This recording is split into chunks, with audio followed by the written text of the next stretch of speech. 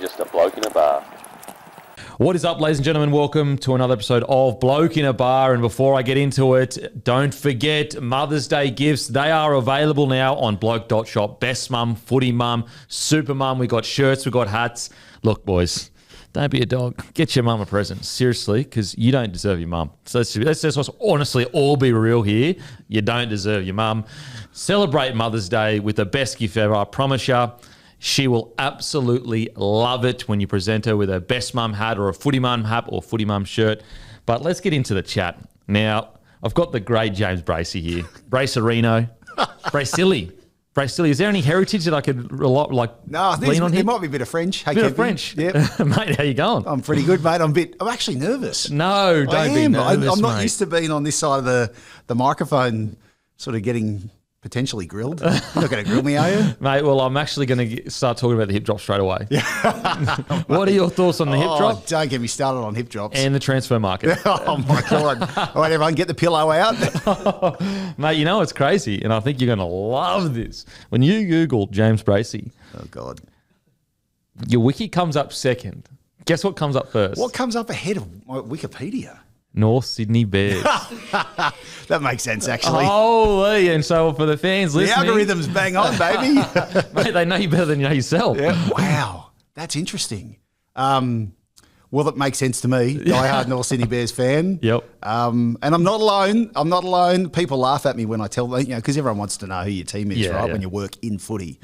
And when even a girl last night who works in our studio for the news. So who do you support? And I said North Sydney Bears. Who are they? Oh, no. And It's I'm a dagger to the heart. it hurts. But the problem is I'm so used to it because there's a whole generation that haven't been able to watch the Bears play footy. Yeah.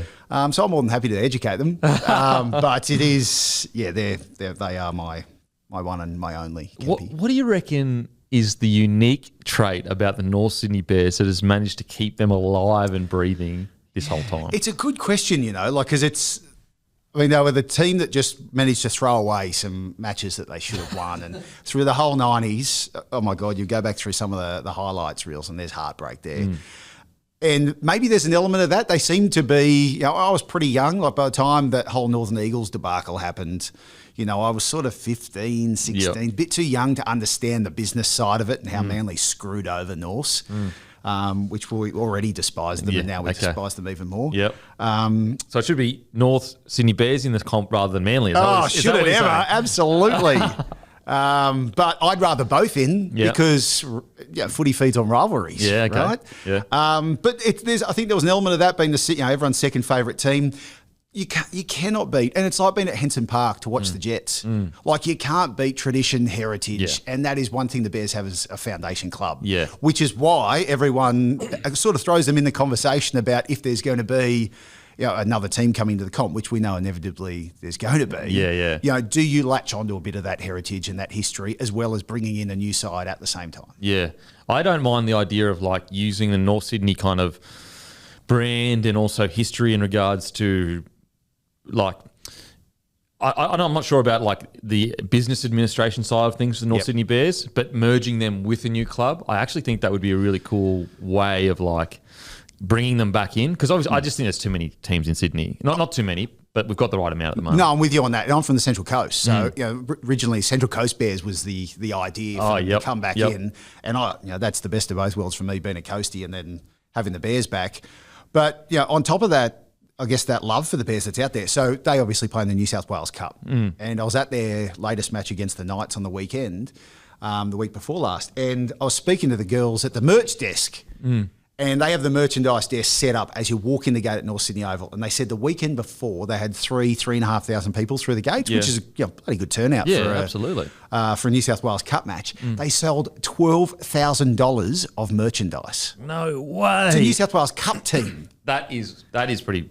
That shows you the strength of the brand. Exactly. Yeah. Which is something that I'm sure the NRL is aware of. Yeah. And also contributes to the fact that there's and it's not just the idiot and diehards like me. There's other people out there, I think, in passing, who would like to see in some way, shape, or form them back. And from a commercial point of view, I'm sure the NRL would love to be getting a little snippet of that $12,000 for a crowd of only 3,500. Oh, mate. I mean, the NRL like a snippet of everything, for being honest. Don't worry, I work for Channel 9, mate.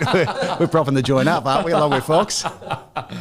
Mate, like obviously you just said you grew up on the Central Coast.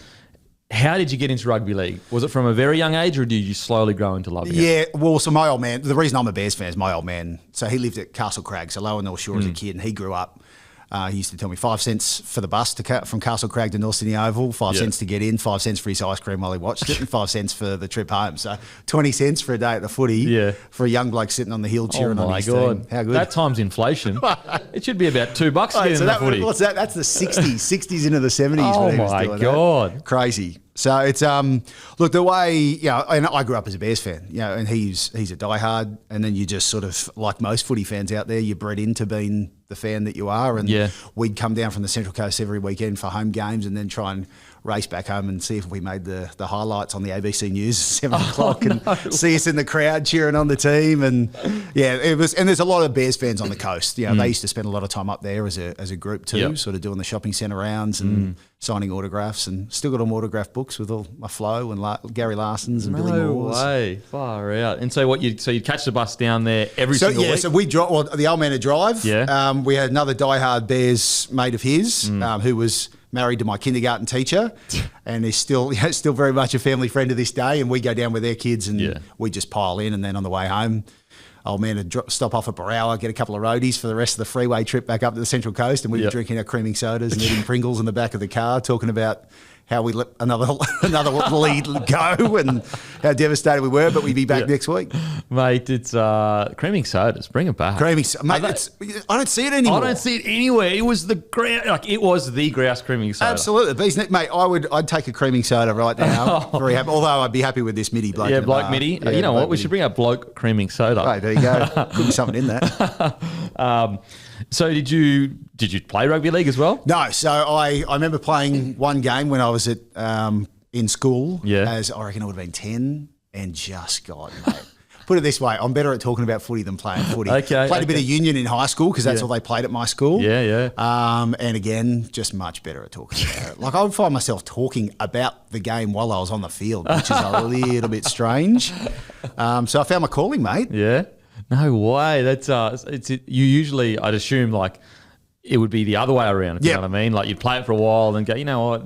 And then you go, actually, I don't mind, but it's for you on their tour. So did you feel like you were the team? I wouldn't say jest is the wrong word, but motivation at all, or just you didn't play it at all? Well, my mates just like to call me the water boy. Like I was. His nickname's the water boy. There you go, mate. So it's pretty much what it was, and it's still a running joke to this day. Yeah. And then, mate, because I went into journalism was sort of, and broadcasting was always going to be my thing. Like I remember, I've got all these cassettes for all the youngsters out there. They're these little sort of rectangle things with tape inside them. Yep. And we used to do radio shows as kids, and I'd do the sports update and everything like that. I'm sure they're in a box somewhere at home. So who was your, because obviously growing up as a sports player or a footy player, it's Joey, it's Cam Smith or whatever. Who was your guy in journalism and radio? Yeah, look, I mean, like your Kenny Sutcliffes of the world, guys that I just see him at all these big events, and it just looks so good, whether it was like Wimbledon or obviously Origin, and been there with all the big name players. And I would look at a bloke like that and just be like, that's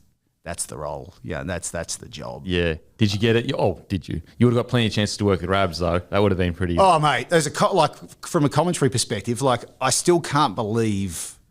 Like, I feel so lucky that I got to cross over in the Rabs era. Yeah. To get 5 or 6 years. 6 years? Yeah, 5 or 6 years with him. And I just cherished standing in the back of the commentary box and just watching from behind with Rabs in the middle and your Gus, your Stellos, your Joeys, and just making their magic, calling a game. Like you can sit on the sideline and I'll have them in my ear anyway for certain games, but there were just certain nights where I'd just go and stand at the back of the commentary box and just watch the game from their perspective. Nothing in my ears because they're sitting right in front of me. They wouldn't even know I was there. No way. And it's, for me, that's the ultimate fan experience, and I'm getting paid to be there. Yeah, wow. It's what's I think interesting about Rabs is sport, or what's so impressive about what Rabs did is like even in rugby league, the GOATs get replaced. Whereas I feel like Rabs, he's irreplaceable. Like there's no one coming through right now, and it's not to disrespect anyone, but in my opinion, that comes close to Rabs in the commentary game. And yet in rugby league, our goats get replaced every year. There's a new goat going around. It just shows you how he was head and shoulders above the competition. In a league of his own. He just, what he did with, and even, like we did the doco on him last year, and absolute privilege to be the one that actually got to help piece that together. But one of the real important things we wanted to get home with that was to do a whole segment on swimming, because what he did during the Thorpe, Hackett, Susie O'Neill era nationally, because there's people in Victoria and South Australia and WA who might have heard him before or heard of him before, but obviously that he's not in their lounge rooms every week like they are with he's with Queenslanders and people from New South Wales. But the swimming, like that was iconic. He's calling these races in Fukuoka. I can still hear his voice with the swimming. Yeah, and that swimming back then was prime time on Channel 9.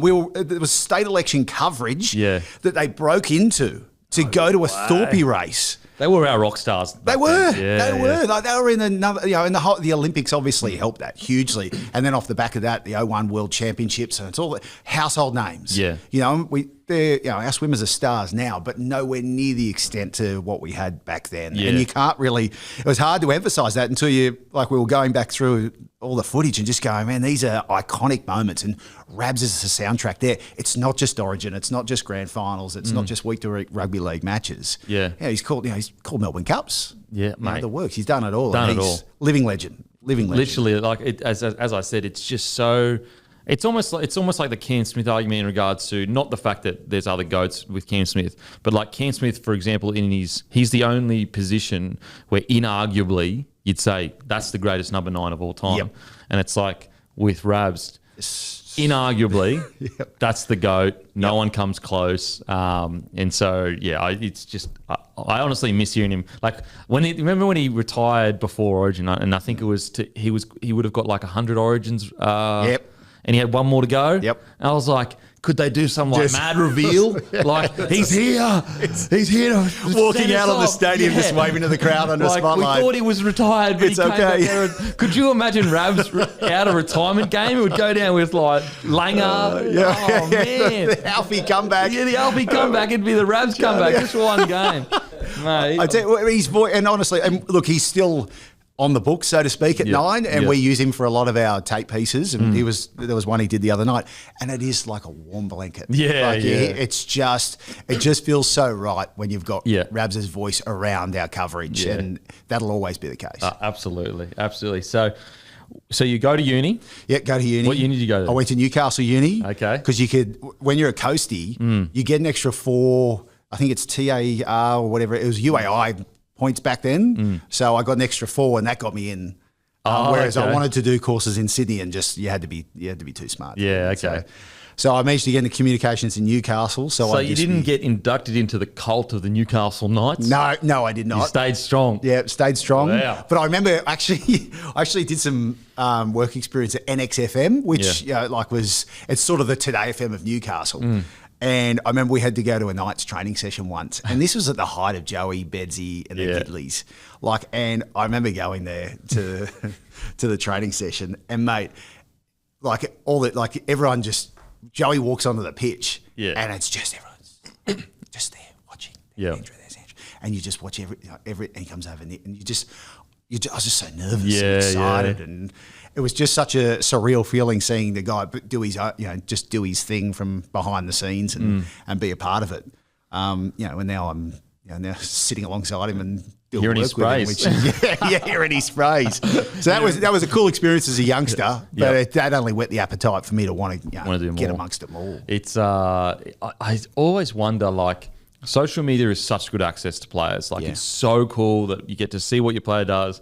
But I do feel it has removed a bit of the mystery that the rock stars of yesterday had. Yep. We didn't know what Joey was like. We just saw this guy with a foot in his hand that, I used to imagine that they drove around in Ferraris and they live this basically like English Premier League players.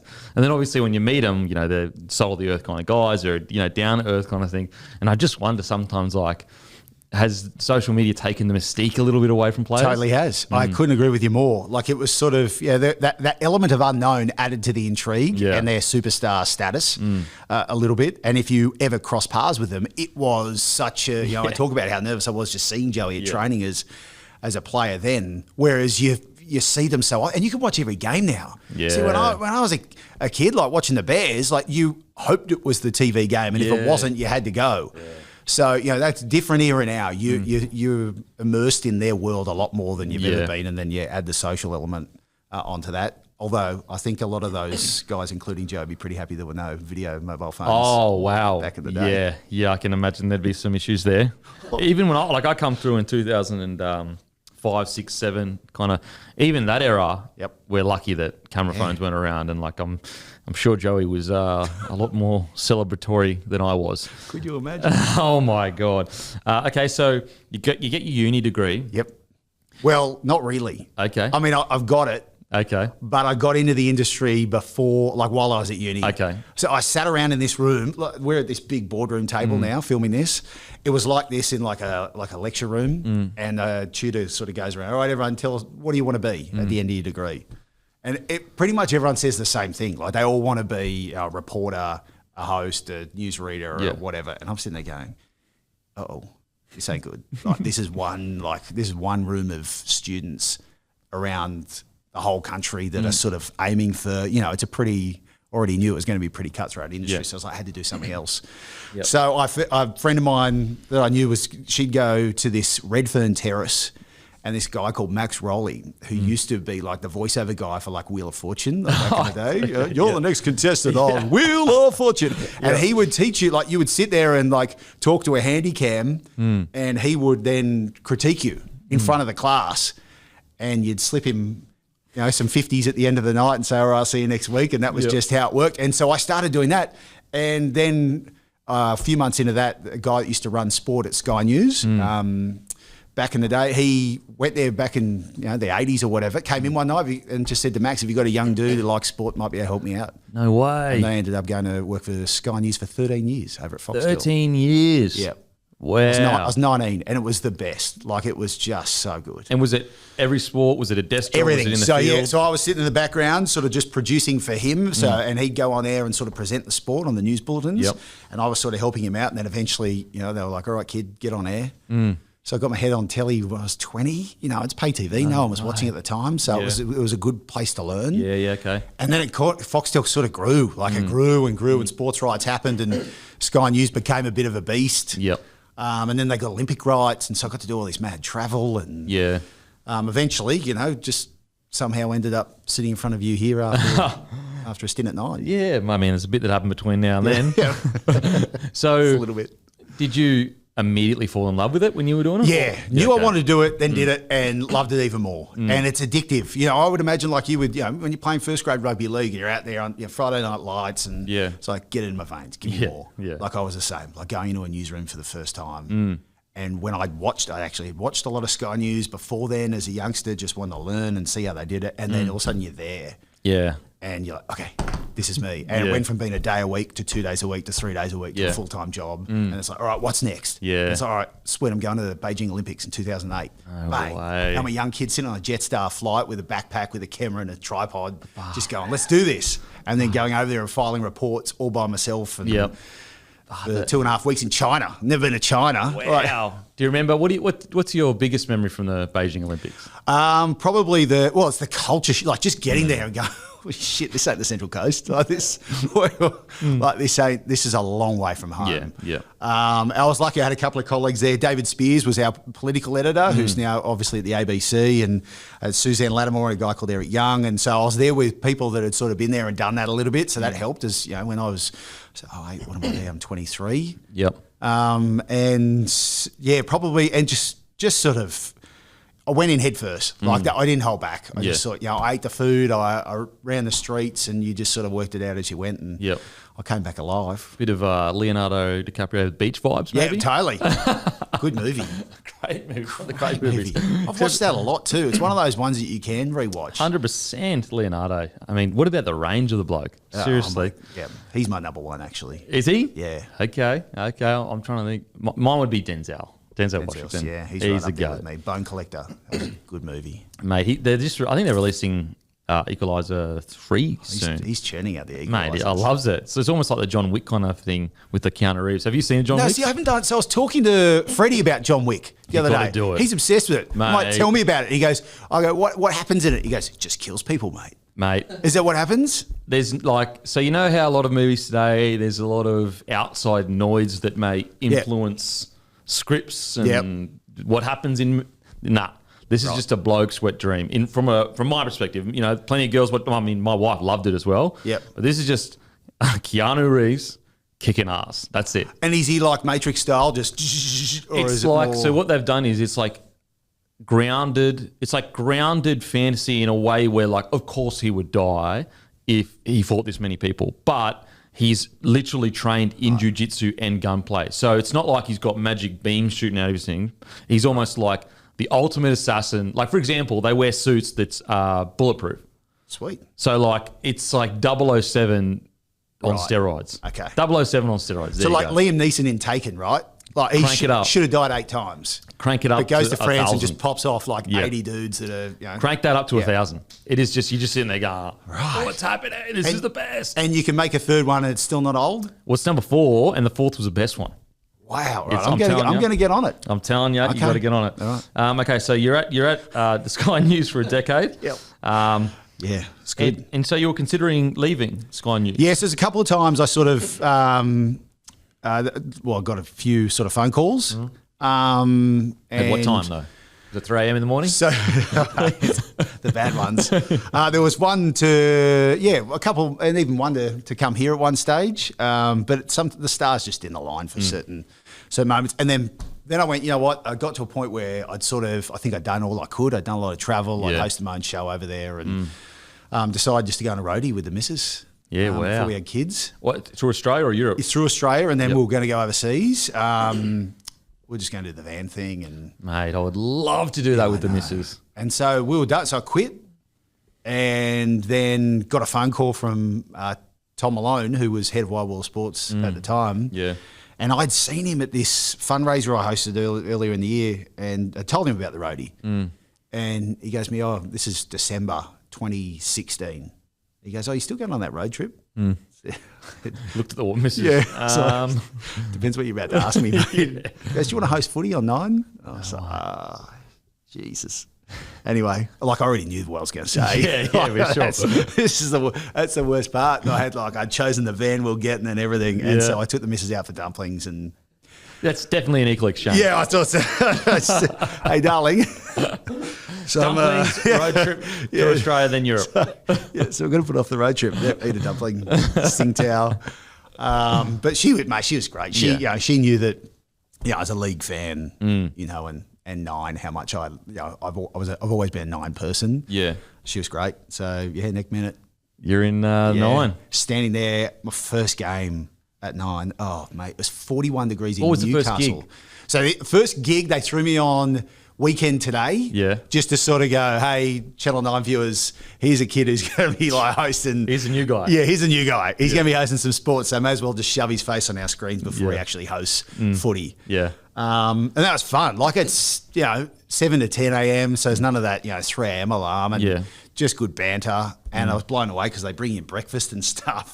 So you thought you made it. I'm a rock star. Sky News was BYO everything, mate, even the makeup.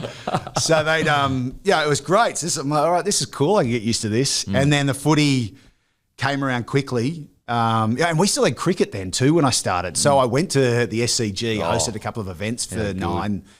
And mate, got to sit in the commentary box with all the 9 guys. Like it was, footy and cricket are my things, and so it's my. And you would have been like what, 29, 28, 29? Yeah, so when are we? Early 17. So I'm in my early 30s. Yeah, early 30s, and just like loving it. I'm 32, just going. This is the dream. This is the dream. And I'm sitting there watching Bill Lawry and Warney call cricket. And then my first footy was Newcastle, which I always thought was kind of, is it serendipitous? Like the fact that I went back to where I did my degree and there I am at Marathon Stadium or McDonald Jones, I think it was at the time. And it's 41 degrees. Mate, it's February. Like I think it was like the World All Stars they did then, or the NRL. No. It was one of those it just wasn't working then. Yeah. But that was my first game.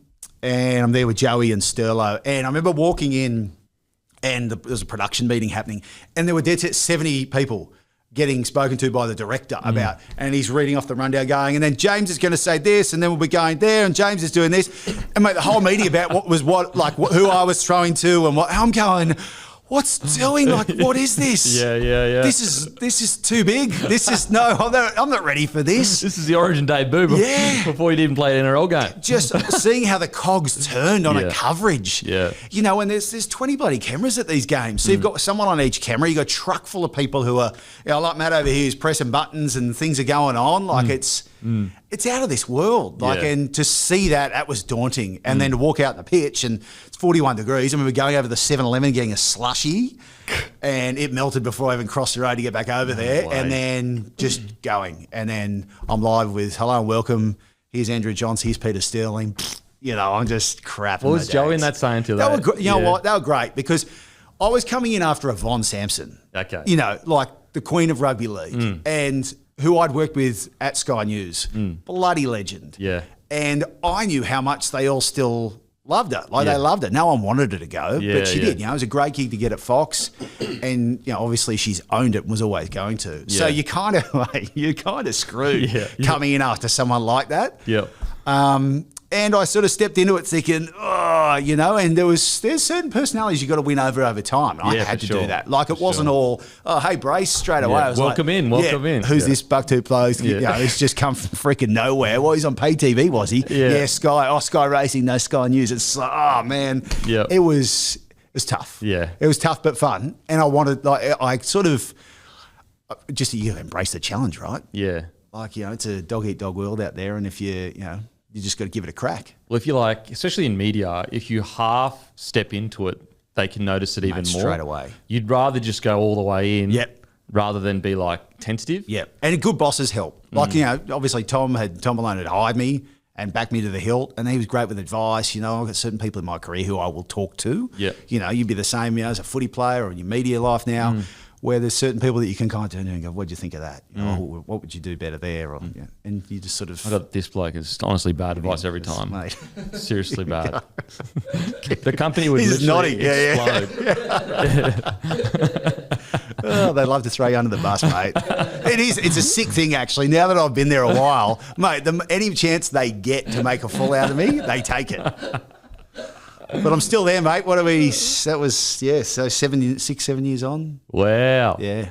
It's, I mean, I know it would feel like forever for you, but it's quite not a rapid rise, but to become you wouldn't think this, but to become such a household name in rugby league in, 6, 7 years. Like a lot of footy players, they've got to play their whole career. Then they've got to be in the media for 4 or 5 years before they get any respect on TV kind of thing, you know? Yeah, I think the biggest thing is just knowing your role. Like that's a thing. Like people don't tune into 9 or when I was doing the podcast with Gus, or anything like that. They're not tuning in, and this isn't me. This is me being serious. You don't tune in for the host on footy coverage. You tune in for the expert analysis. Yeah. And one thing 9 has, which is what I always admired, and they've still certainly got it. Is this A-grade talent? When I sit there on Origin night and it's Cam Smith, JT, Billy, and on one side, and I look over the other side, where it's Freddie, Joey, Sterlo, Gus, whoever. Like you just, and there's Rab's calling, or now with Matty and Salty and Speedy. Like it's the guys on. They're the ones. They're the stars who help make the coverage, and and then it's the entertainment's the footy too. So you've got to remember that. So it's my role's just a bit part. Know your role. Try and ask the questions that, when it's question time, that I think that me as a fan, back in my day watching the telly, that I would want to get an answer to. Yeah, absolutely. Absolutely. And is there any initial, like in those first few years, games that you remember, moments that you remember with like fellow commentary or fellow team members in the 9 team? My first Gus death stare. No way. Oh, mate. I'll never forget it. And so it's a running gag now with Gus, like, don't talk about Origin too soon. Because I'm always 2 months out. So, Gus, Campbell Graham, what do you reckon? James, stop, but it wasn't funny the first time. And it was one of our pre or post-match coverage. I still remember at ANZ Stadium. Homebush, we're up in this, we're on level 5, our set up there. It's up a tier, and Gus was on the end, always on the end of the set. And my producer and me, we were talking about Origin. He's like, oh, and this is real early days. He's like, oh, ask us about so-and-so. And mate, talk about being thrown under the bus. I've gone to, and the moment I asked it, so-and-so going to make it for the Blues, and it's dead set March. And I just remember the look. March. And I've met this guy, like dead set. I've met him twice. So and you know, Gus is an intimidating man. Yeah. And still to this day, you know, I love him with all of my heart. Like it's one of my great treasures of working at Nine is just how well I've got to know Gus and how much I love him. Yeah. But I will never forget the look on his face, mate. And when Gus gives you a look, oh, mate, like I can't even imagine what it was like if he was filthy with you when he was coaching. Yeah. Oh, my God. And, mate, I just wanted to sink down into this little hole and disappear. Yeah. And it was the first time I was dead set speechless on air. And I was just like, oh, my God, how do I get myself out of here? And you could just feel the guys. No, like, I think Stello probably saved me and just started going, well, maybe. And that's where Stello was great. Yep. He's your presenter's friend. Yeah. Like he'd always just give you a little finger if he wanted to chime into the discussion, so you wouldn't talk over him. Yeah. Or if if he knew you were battling, he'd come in and help. He could break the ice, and oh mate, I owe that guy plenty. The great Gus. But yeah, the Gus Des there, my goodness. It's it's amazing how relevant. I mean, it's not amazing because he's such an impressive man, but he stayed so relevant for so long, Gus, and understands understood the game 40 years ago. Yep. Understands the game 40 years later. Mate, you talk about people living and breathing footy, mate, he is footy. Yeah. Like, and he loves the game. He watches every second of every game. And not just because he works at the Dogs or he works at the Panthers or because he works in commentary. Mate, he wants to watch it. And he's not just watching first grade. Yeah, he's watching. He sees everything. Yeah. He knows what's going on everywhere across the game, you know, and he's passion for it, you know, and there's haters out there. But, mate, trust me, when he's not in the game and not, doing what he's doing now, you are going to miss him. 100%. You are going to miss him. So just be careful what you wish for the people out there that do poo-poo what Gus says. Yeah. Because every fight he's fighting, there might be self-interest from a Bulldogs point of view or whatever, but every fight he's fighting is for the good of the game. Yeah. And that's why I love him so much, because he's just passionate for our sport. Yeah. Yeah, I mean, he has no real need to still be involved. No, he could have kicked up his feet years ago. But he doesn't want to because he loves it. What else would he do? Like Wayne Bennett would be the same. Yeah. What else is he going to do? He is rugby league. I always wonder what would have happened if the Gus School Wayne Bennett thing at the Panthers. Oh, the handshake. It's one of two things, right? Yeah. Like it's one of two things. It's either unbelievable dream team that's still going, or it just tears a club apart. Or 6 months in, it's like they're both not there anymore. Yeah. But the respect between those two is something I love too. Yeah. Gus just loves Wayne. Yeah. Loves it. And they know their position in the game. Like you watch that Stan doco on the Dolphins, like it's nothing without Wayne. Like he's the star. Yeah, absolutely. And that's when you realise, like, we go behind the curtain there and see why Wayne is how Wayne is. I got to sit down with him for the Wally Lewis documentary that's going to come out on 9 during Origin. Yeah. And mate, we had 15 minutes. He sat down. He'd never spoken about sacking Wally as captain of the Broncos. Oh, wow. So, and which is back in the day, like in '89. That's sacking the biggest. The king. You're sacking the king. Yeah. Right? That's the biggest story in Queensland Rugby League history. Yeah. And probably, arguably, still might be. Like you go up there, and we spoke to a lot of ex-players about it up there, and mate, they still go, oh. Like it's still an elephant in the room. Yeah, for sure. But Wayne sits down, like, never spoken about it. This is the first time. This is the last time. But he wanted to speak about it. Like it was and mate, I sat there. I was going, oh my God, kid in a candy store. Just you get this. You're just cracking open a shell that you've never had the opportunity to do it with before, and it's just all losing it, and you're just like, don't stop talking. Yeah, absolutely. Like I just didn't want it to end. And we get to the end of the interview, and firstly, I can understand. I've never spent time with Wayne, so I can totally understand why people around him love him. Yeah, like no one that aura. And mate, then he just sat there and we just chatted. Like I stood up to let him go. Mate, he's sitting there. Yeah. He's just sitting there chilling. He's his Dolphins kid. He's just come from training, and then he's just like, and then he starts talking about other things about footy, and then we all sort of sit down again and go, okay. and you're just chatting with Wayne. Mate, and sounds like Brace is about to put on a Dolphins jersey. maybe they might. Fins up, baby. Fins up. Holy, Wayne's nearly got north. Can we change it? Maybe that's it. Maybe it's the Redcliffe Bears. Oh, the Redcliffe Bears. He's how good. Like getting to talk to guys like that. As I say, like it's going to come a time where we're going to miss Wayne. Oh, mate. Where we're going to miss Gus. Yeah. And for anyone out there bagging him now, stop. Just regret it.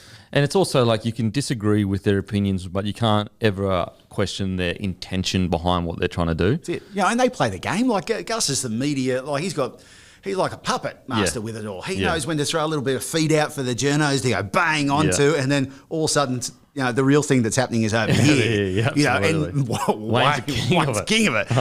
And that's why I think Gus admires Wayne so much because he sees what he does up there in Queensland, and Gus can do it down here in New South Wales, and they're just doing their thing. Masters, grand masters, seriously. I want to know about this. This obviously only a couple of years ago. But the prank he's played on JT. Mate. That ended up on like some New Year's Eve special on CBS in America. No way. Mate, how the hell does that happen? Like, how bizarre. Like they picked that up. Here's what happened in some rugby commentary. But mate, it's that was a perfect storm though. And you couldn't do it to anyone else but JT. Yeah. Like he was the perfect victim for it. Because he's such a team player. And, mate, you can just see it. Like, he was like, all right, Bracey's down. I've got to act. I've got to act here. I've got to host. And, mate, then the cruelest part is, like, we'd thrown him under the bus and then we're just backing over him with, just producer telling him to throw to Freddie. No, Freddie's not there. And just, his eyes. The best part is his eyes lighting up at the moment he realises that he has to take over as host.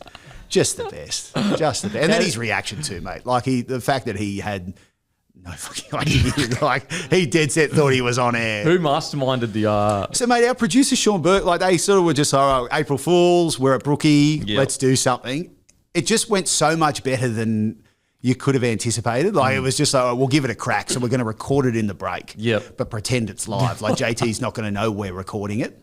He's going to think we're live on air. And so that forces him to have to act because I'm over doing some fake spewing over him. Sick or whatever. Food poisoning. And then Alana's there just giving him nothing but duck eggs. And it just worked. I don't know why, I don't know how, but I think 90% of it's JT. Like, because he's just so, there's this reaction, the eyes going, holy shit, I've got to be a live host. And then how he just wants to, Alana, and what about that? And throw to Freddie. Freddie's not there. Okay, well, then something, and then he just stands there, and then the big reveal, and he's just such a good sport, mate. It was all time. I can still picture his face going. The best. It was so good. God bless him. Oh, mate, and like you're right in regards to the perfect character to do that too. Is there been any other pranks or things that I guess the watcher hasn't known has been going on, some G-ups or anything that you could reveal? Yeah, I mean, some of the best times we were having, probably a couple of years ago, Fatty would do our late night Thursday show with us. And, mate, again, we talk about these icons of the game. Like Fat, mate, some of the stuff he gets away with. Mate, he called Danica a 12 out of 10 on the coverage. Like anyone else. And, mate, you're on gardening leave. They'd be screaming, getting cancelled. Mate, Fat doubled down. Like, he's rating everyone. Like, and only Fat can do that. Yeah, absolutely. And we're all, mate, even Danica's applauding him on the sideline. Like, he's the best. And it's that sort of stuff where you're getting that balance right in commentary, and you have it with your shows and everything like that. It's all about chemistry, and Fat he brings down the guard on everyone. And that's when you get the best content from some of the guys. Everyone's so good at like almost Trojan horsing a situation where you think you don't realise what's about to happen, and then you just hit you with the nuke in the middle of what you say, and everyone just loses it. Going, what happened? What is going on for it? Mate. And he walks up to people for an interview or what. And he just they're disarmed straight away. Even Wayne. Like I love just watching Fat interview Wayne because you can just see Wayne going, "Mate, I coached you. What the fuck? Like, what's going on here, mate?" Bizarre. What about the infamous Joey Johns post-Origin blow-up. Walk us through how that all came together. I mean, it wasn't planned, obviously. No, it was the game New South Wales wasn't meant to lose, right? Yes. You know, we're like that's one of the craziest nights I've ever been a part of. It was like people getting knocked out left, right, and centre. Insane. Anyone that was there will probably remember that as arguably the craziest game of footy they've ever seen. It was Origin at its best. Yeah. And to sit sideline, first and foremost, Suncorp Stadium is, God, I love that place. That's another get it in my veins sort of thing. When you're sideline, packed cauldron, Origin decider. Oh, it doesn't get better. Yeah, and I'm from New South Wales, but when Queensland's winning or it's a tight one like that, you just won't feel anything like it. But that night, that's just, and it's so hard now, because I love Billy and I love Brad, but you just know one of them has to lose, right? And it's going to be a tough few weeks at work after that, no matter what. What's that tension like? Oh, horrible, mate. It is. Mate, that's legit tension. And not even the Brad Billy thing. Yeah. Mate, the whole commentary team, that was the first year when I started. That is one of the first things I noticed where I'm like, oh, Origin. It means everything to Origin is different. And you'd be there on Origin night, mate, and they wouldn't talk to each other. There was this weird vibe in the comm box before the game. Because they're legends of the but they hate each other on that night, mate. They hate Fatty, wouldn't look at Gus. Gus not at Fatty. Sterlo's keeping to himself. Joey just isn't even there. He's gone to hid somewhere else until the game starts. It is next level tension. So real. So real. And then all of a sudden we've got the two coaches now, which is just, that adds a whole nother layer. And it's just so strange to have the two Origin coaches. It's a double-edged sword. It's fantastic, and it screams to the caliber of the people that we have as part of the Nine commentary team. But, mate, you just know. Is he playing mind games with him right now? Did he just throw it out there to try to get him to think that he was going to select him? Yes, watching them try and not give away anything. They sit on the Sunday Footy show every week leading up to a game, just trying not to say something. That Campbell Graham's going pretty well. Look at it and just watch Freddie's face. Giving nothing away. Nico Hines at 6, so I don't mind it. Watch Freddie's face. So good. And there's no better than a Queenslander trying to pick a Blues team and a Blue trying to pick a Queensland team. It's good fun. Because you don't know whether are the Queenslanders intentionally trying to say, we'd pick him, he was a Queenslander, to get him picked for New South. You don't know. You don't know. Mind games. Mate, the whole thing screws with your head, which is why Origin is so bloody good. And so that night, it was, it's the match they shouldn't have lost. And it was all so extraordinary. Game 3 decider, Brisbane. And there is one place you don't want to be if you're Andrew Johns. And it is right there in that moment. Yes. And there's nowhere to hide because it's live freaking television. Anyway, so where we put our set in the corner at Suncorp, it's on the pitch, but it's close enough to the stands for you to hear verbatim what anyone is saying, right? And poor old Joey, for anyone that watched the coverage, he's just standing there, and we're talking. I think I've got, God, is it Cam and maybe Lockie or I've got Queenslanders with me. Definitely Cam. Definitely I remember Cam. watching Cam's face. Cam's face. And Cam's just looking at me going, mate, what's doing? And we're chatting away, and we're talking about Queensland and how amazing it is, and they're doing their thing. The Queenslanders are talking, and Joey's on the end, and not only is he having to listen to us talk about how great Queensland is, Queensland spirit, all that kind of stuff. Exactly, and he's already so upset about what just happened. Then he's having to hear, then it's salt in the wound, and then I love Queensland, I love Queenslanders, but Queensland on Origin night does feral better than anywhere else mate, absolutely. in the world. And we're proud of it. Yeah. And mate, the shit he's copping from these guys, oh my God, there's 300 people behind the cameras. Joey, and the poor guy, they just go for the jugular. Yeah. And so they're giving it to him. You got Queenslanders standing next to him, giving it to him inadvertently, talking about, because they're talking about how Queensland. And so I'm watching Joey. So I get my phone out, text the producer. I'm like, ticking time bomb here. What do you want to do about Joey? This, because you can just see him. And having half a dozen years of experience with the guy now, it's not me in Newcastle on 41 degrees going, there's Andrew, don't know him, just going to ask a question, hope for the best. Yeah. Now you know all the body language and all the signs to know. And mate, Brian Freddie knew that he had to get out of there, right? And so then they're like, no, we've just got to ask him for one comment about New South Wales. I'm like, okay, can we hurry this up? Anyway, So I'm host, so I can get there when I want to get there. Yeah. And so I eventually just go, Andrew, and then the rest is, he just says, now we've got to listen to these idiots talking about the Queensland bloody spirit for another 12 months. And he's so emotional. And mate, and it's like, because I just want like a mate, and I felt like I just wanted to cuddle him. And because I hear, like at home, you can't hear what these Muppets are saying in the crowd. Yeah, 100%. And you just, but that's Origin. And look, they choose to be that. He's a commentator. You got to ride the highs with the lows and the lows with the highs. Yeah. And he gets that better than anyone.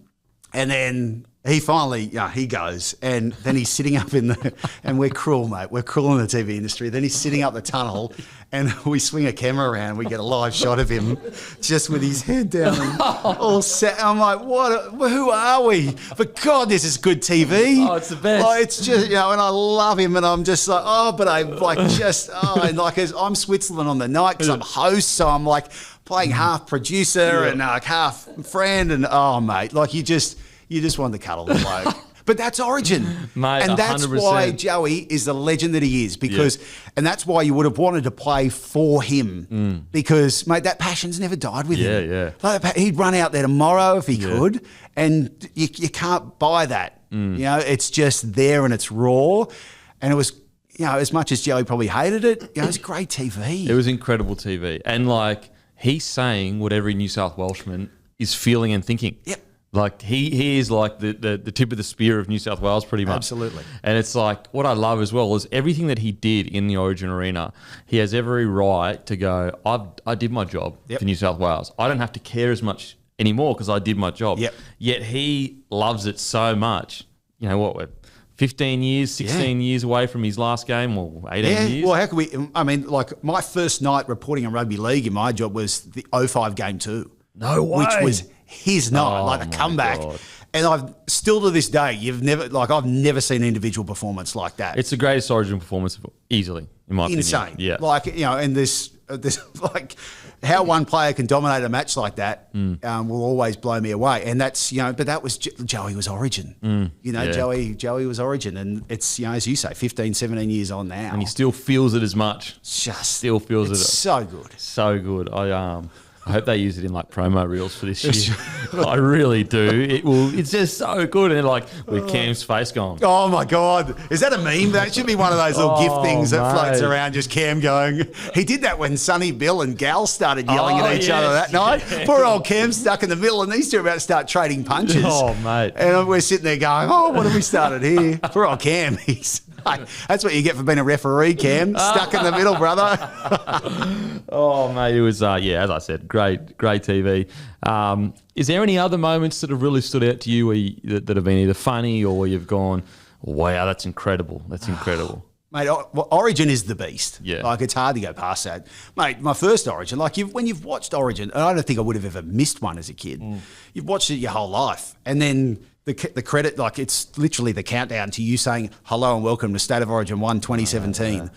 And I'm just, you're deer in the headlights. Like, you are there. That's, you used to be on the other side of the TV. It. Like, what's going, and I'll never forget my producer who loved Vautin Sampson as, his host, and all of a sudden he's been lumped with this guy from pay TV somewhere, and it's 5, 4, 3. Don't fuck it up, Bracey. Oh, no 2, way. 1. No. Hello and welcome to State of Origin 1. Mate. Holy heckers. Talk about trying to throw me under the bus. Was that the first one? That's my very first Origin. Don't fuck it up.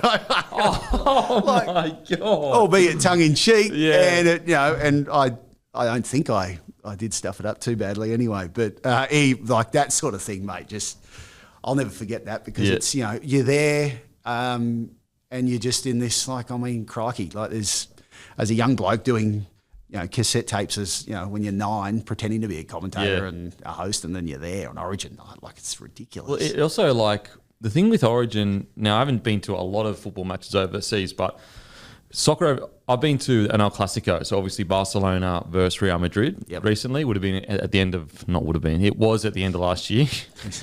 Would have been if it happened. This is a whole lie I'm about to tell.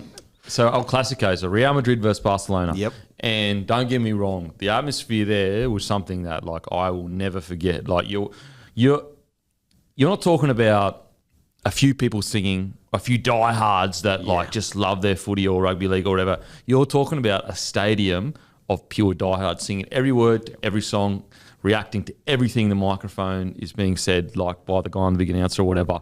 But the aggressive, visceral nature of Origin, I've never experienced anything like it. Genuine hate. Yeah. And it's just that aggressive, it's such a visceral feeling when you're there. Whereas soccer, it's this competitive nature, but it doesn't have that aggressive, violent nature that Origin does. Yeah, and you talk about history, like just you dig in it, like we're doing these Origin docos that we're doing, the one, like getting all the Rabs highlights last year and the Wally one we're doing at the moment. You go through some of the stuff. Yeah. Yeah, and how the hate is built. And it's turned into a huge commercial product as well. Like there's nothing like it in terms of, the TV audience and everything like that.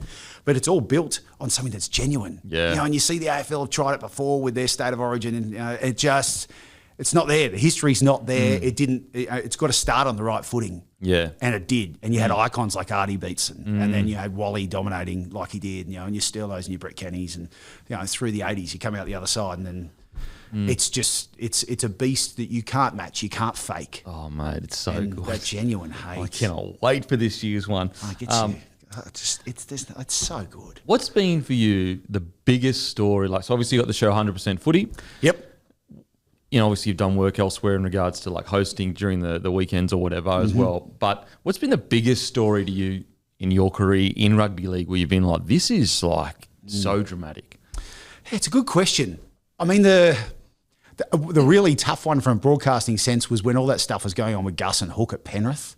Yeah, wow. And just having to deal with that, that's one thing where it does get kind of hard, where people's livelihoods are at stake too, because it can get quite personal in footy. Yeah, for sure. We have a habit of doing that. Yeah, with scandals and everything like that. And, I have to also remember my role. I'm a footy host, as much as I'm a journalist as well. And, I work in a newsroom, 5 days a week at 9 and present the sports news. In my role as you've got to, they're your colleagues, so you've just got to make sure. I just remember that period just being so hard, and watching people sort of personally be affected by it as well. And a lot of that's, mate, these things are brutal in the media now. Like, mate, when things, like even Hook at the moment. Yeah. Like he's gone. We all know he's gone. Yeah. He's just lost 4 straight. Yeah. But he's still coaching. Still got to rock up to work every day. Mate, like that's like, how do you? I feel like you just sometimes lose the humanity in these stories. Like you forget, that's a person. Yeah. The amount of times I'll read an intro in our sports news update where it's talking about a coach gone, sacked. It's just run of the mill, par for the course. And they know it going into it. Like I've come into TV knowing I could be cut at any moment. Yeah. And you need to know that.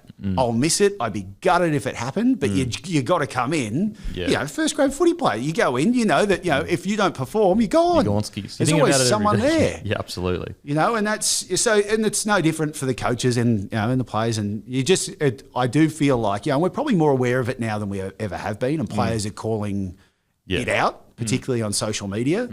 So it is something that you sort of just got to be aware of. But it can be a fine line between, reporting something and then, just making sure that the people that you're talking about are actually, okay. Yeah, actually human beings that are being spoken to properly. What's the best, on 100% Footy, what's the best Gal v Gus blow up you've seen? It is good. The early days, we used to have this round desk when we were at our old studios. And just to have them like pointing at each other over the desk. Mate, they blow up. They've blown up about pretty much anything you can blow up about in rugby league. And the best part is Gal walks off the set and he's all like, to his credit, he'll put up a fight with Gus, but he'll come off and go, did I win that? No, Gal. No. And you can't beat Gus. And he knows that now, but he still goes in and has a red hot crack, mate. The fighter in him. Yeah, and that's the best part, because there was no love lost between those two when we created that show. And look, it's... because Gus had a lot to say about the era that... it's a soft premiership. Yeah. Remember he labelled the... soft premiership, but also when New South Wales were getting beaten by Queensland. Yes. Gallen was the captain a lot of the time. Mate, Gus is just launching rockets at them, hammering them. I'm facing about 20,000 immortals in this Queensland side. Give me a break, bro. What do you want? And, mate, they very rarely in that... and you've probably spoken about it heaps, there were very few clean sweeps through that sort of I think there's only one. 2010? Yeah, which is remarkable. But they deserve credit for that, New South Wales. considering the team that they were up against. I think that history will be kind to that New South Wales era, whereas in the moment, they were getting eviscerated. Like in the papers, that New South Wales side, I don't think we were appreciating think about how absurd this is. We were replacing immortals with immortals. Yeah. Like Lockie's probably going to be an immortal. Yeah. Cam Smith definitely going to be an immortal. You could make a case for Thurston, Slater. You could even make a case for Cronk. When it comes to greatest front rows of all time, Webke, Petro, Matt Scott's up there. Yeah. Like we were literally replacing goats with goats. It's ridiculous. I don't think it's ever been done before. No. But then the frustrating part, and I can see it from Joey's perspective, is that era's over.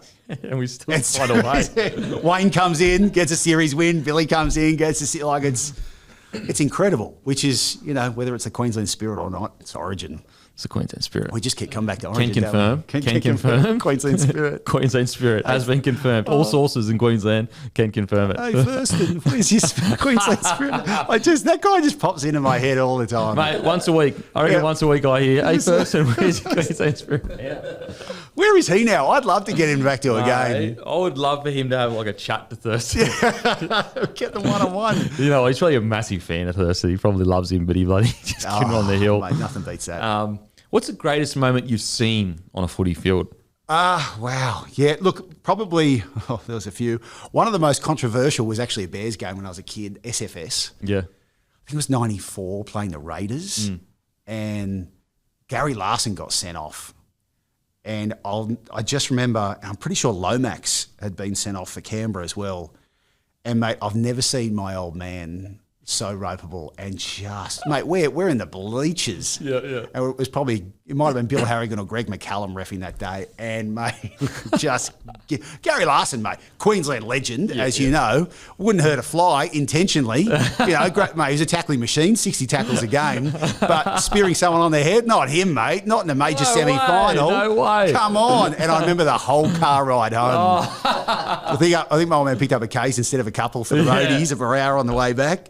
But, mate, even being there, I'll never forget, you talk about Joey and his emotion. The night Thurston had done his shoulder in that origin at ANZ Stadium in Sydney. Yeah, 2017, I think? Yes, my first series hosting, because Laurie Daly was coach. And, mate, you knew he was cooked. Yeah. But they didn't target him. They hit him out in the wing. And after the match, and with Joey, so I'm sitting up on the set watching the game with Joey, and we're up on level 5. And he's just, mate, get him, just losing his mind. Why are they going for him? Look at him. He can't even hold his arm up. You could just the head noise on this guy. And I'm just sitting there going, oh my God. I'm it was hard to watch, but you could understand what he was saying. I was like, because he has had the opportunity. He would go straight at him. Smash him. Get one of your big boys to just trample Thurston. Yeah. And they never did. And then Thurston gets the chance to kick that goal and does. And, mate, rest is history. And then, again, I'm sitting there and Joey's on my panel straight away after the game. So, of course, I know what to ask. This is your first year in Origin. Mate, there was a lot going on that year. And then you've just got, the raw emotions there, and you got to, it's a cruel thing. Again, it's almost like what we had last year, whereas I knew how angry I was about it, and I just said to him, mate, JT, should they have targeted him? And you know the answer to the question, but no one at home was sitting there with me watching this guy just implode. And again, he's just so blue. And, mate, and you know what I love about Joey? He was just as emotional on the TV about it as he was sitting there on his own about it. Yeah. He doesn't, say one thing off air and then another on. Yeah. There's as a host, there is nothing worse than hearing a conversation in an ad break. Oh, yeah, for sure. And then having the proper conversation on air about it and different things being said by certain people. Yeah. It kills you because in the end, it's a performance. That's not live TV. You don't get that with our guys. Yeah. But you certainly don't get it with Joey. No. And, mate, just throwing the chicken feed out for him there and then just sitting back and going, oh. And he launched. And it was the headline. Like, it was the headline for days after that. Andrew Johns smashes New South Wales. And rightfully so. Like, New South Wales didn't deny it. Like, it was, they should have done it. JT we've spoken about it with him. Like, yeah. JT would have done it. JT would have done it. Yeah. Like, JT's the same. He bleeds maroon just as much as Joey bleeds blue. Yeah, absolutely. Yeah, and he said it. He would have done exactly the same thing. Just go at him. Go at him. Best player on the field. He needs to be gone, not just injured. Yeah. You know, some people say that, it's Origin. Come on. Please, I remember this one time I broke 6 ribs and my lung collapsed round 3. Oh, that sounds so painful. It was very painful, very, very painful. And I came back, I think, either 3 or 4 weeks later. Yep. Anyway, so every time I got the ball, Newcastle, it's bloody Newcastle again. What's with these people? Every time I got the ball, they would be like, hit his ribs, hit his ribs. Anyway, I got an inside ball off Lockie. And I think, was it Steve Stimpson, the big fella? Yeah. Steve Stimpson, yeah. Big dude. Absolutely cleaned me up. Dude. Joey loves him. Mate, ribs Gonskis again, was out for the rest of the season. God. Wow. Yeah. So he shouldn't have been back. Yeah, I was an idiot. I was young and, I'm sweet. And they knew. And they to the slaughter. They knew. They must have done some video session. His ribs, there's no way with that many ribs broken he should be back in 3 weeks. Boom, got me. I remember there's this famous footage in AFL of Nick Riewoldt. He had his shoulder strapped. It was stuffed. And I'm sure it was Nick Riewoldt. And all these players kept coming up to him and just back play, just dropping their shoulder into his. And it was just like, and you feel so sorry for him. It's like, mate, you want to go out there. No, it's professional sport. You've got to expect that. But there was outrage because he's a very likeable guy too, Nick Riewoldt. So that might have played a role in it. I think it's such an interesting dynamic between footy players and the fan base, because I think the fan base are often removed of the violent nature of rugby league. Yeah. Especially most of the footy fans watch it on TV. Yep. It's kind of like this. Like, you watch boxing and you see people get punched in the head with gloves on. And on TV, yeah, it might look bad, but you don't actually know until you go to a fight and you hear the contact and you feel it. And it's the same with rugby league. Until you go there and see the speed at which the game is being played and the size of these boys, it's a violent game. Mate, like I was talking about Suncorp before, like where we sit, like we are so close. Yeah. And on those Origin, and that night in particular, Game 3 last year, mate, like, and even our boys, like, where were we? Oh, that Manly-Melbourne game the other week, and there's 3 tackles in a row, and like Justin Olam's usually the one putting him on, and he gets bent in half. Yeah. And JT's reaction is, God, I'm glad I don't play anymore. 100%. Like, it's sickening. Yeah, it is like, it's a car crash every hit up pretty much. Yeah. And I saw Mason Cox was on 60 Minutes in the US, and this is a Collingwood player. He said the other day the AFL's toughest sport in the world. I'm like, Aussie rules. Are you kidding? Mate, come to we invite you to a State of Origin match. Come and tell me. Oh, that's outrageous. Look, AFL's a tough sport, but it's not close to rugby. No, it is tough, mate. No doubt about that. But come on now. There's nothing beats rugby league, and particularly at Origin level. Oh, Origin. And if you watch that Game 3, that's the most violent game I've ever witnessed. Yep. Like, it was genuinely like explosion after explosion, just going, what's going on? Like, do you reckon the weird thing is, though, like, just when you think Origin can't get better, it does. It does, yeah. Like, we've had some, like, these last few series, some crazy nights. Yeah. Like, so just true. some BS matches that you're just like, how did that happen? Yeah. Like, going to Adelaide and, like, just seeing what Queensland did in that second half. And then the record wins by Tommy and Trell and Jerome Cleary. So what I love about, as you said, like, the Origin arena is it's a double-edged sword, because it's so great right now, but because when you're in it, I feel like nostalgia makes things better. Yeah. So, like, right now, I don't think we're really appreciating this great rivalry that's going on. We're too caught up in the, New South Wales should be 5 in a row, rather than, this is the great, like, we've got Billy Slater, Cam Smith, versus Freddie Fittler, Alexander, and Joey, and Thurston as coaches. Like, so you've got basically Joey and Freddie, who I'm sure once a week they wake up from a dreaming they played that 8 in a row. Yep. So they could say, there's no way you'd get 8 in a row against us. Then you got Smith, Slater, and Thurston going, we would love to take you on when we're at our best. Oh. And they're coaching against each other. Wouldn't it be great if there was a way you could do that? Just to get those... Just to see what would happen. And how, and that's the beauty of the history of rugby league, right? You can't... Comparing eras and... But my God, like growing up, just watching someone like Joey, like that was, he was my vintage through and through. What's the plan for the great Bracey? The plan? Arena? Jeez, mate, hold on to my gig. Mate, we're all there. Mate, just keep, like we've been, so like there's the footy obviously, and we're in it for a while now. To think that I'm in my 7th year now is like pretty mind-blowing. But we do the Australian Open tennis. Yeah, that's been a great, just a great I'd love outlet. to experience that.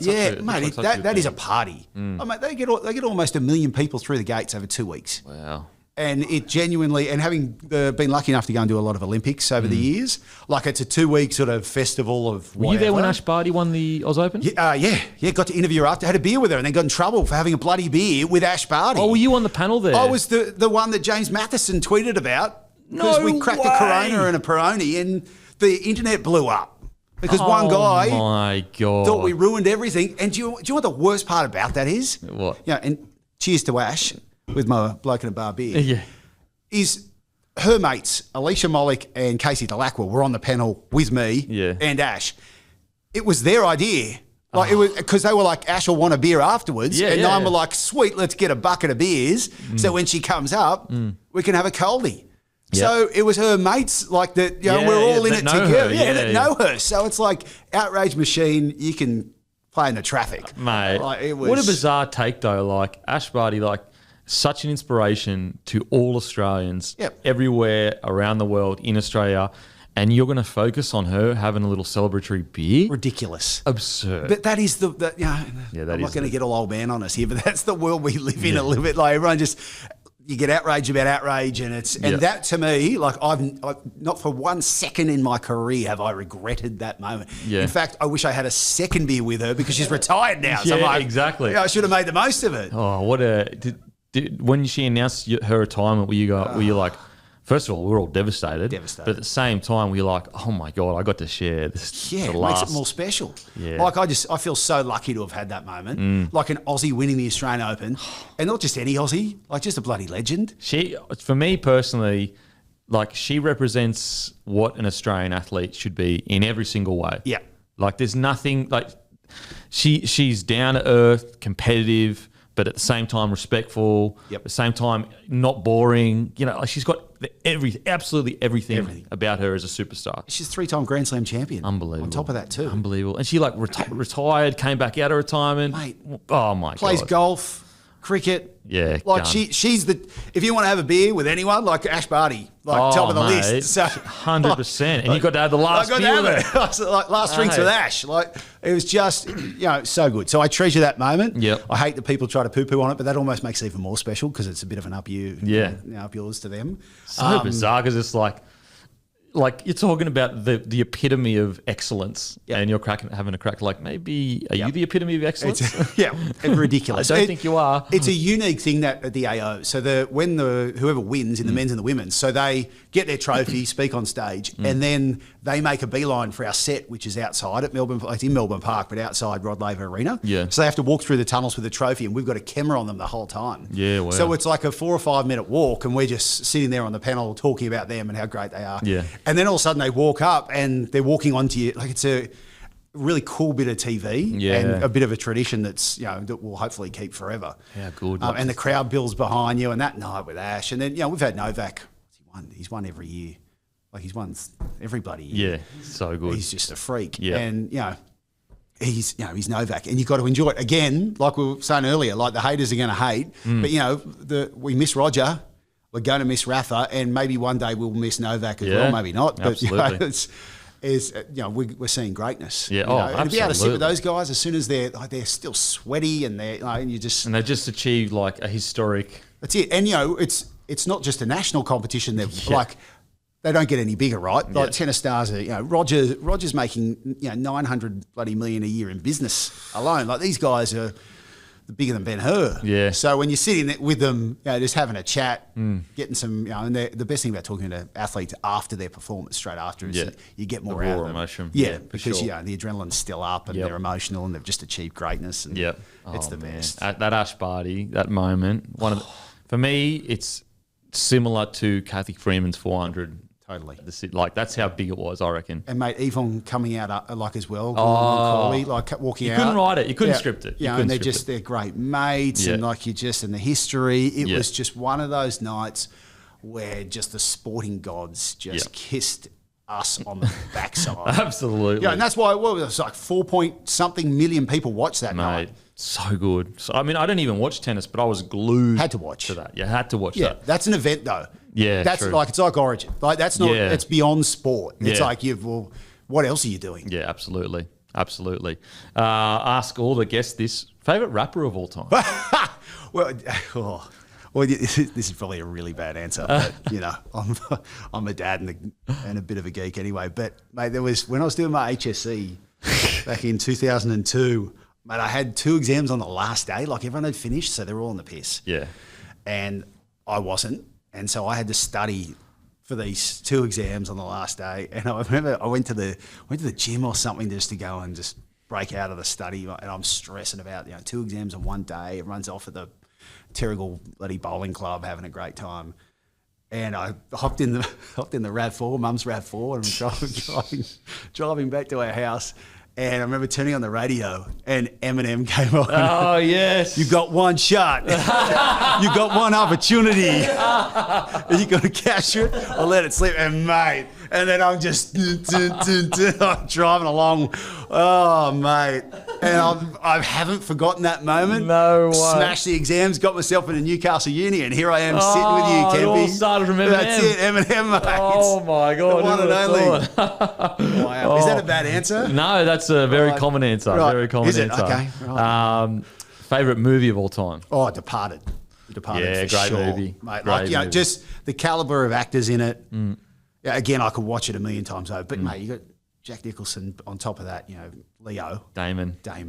Like just out of this world. Wahlberg. Did you like The Irishman on Netflix? Oh, my God, mate. So good, eh? Yeah, loved it. So, mate, like that sort of, Departed. One word. Yeah, so that's such a bloody good movie. I love in Departed, like the pressure that's slowly building.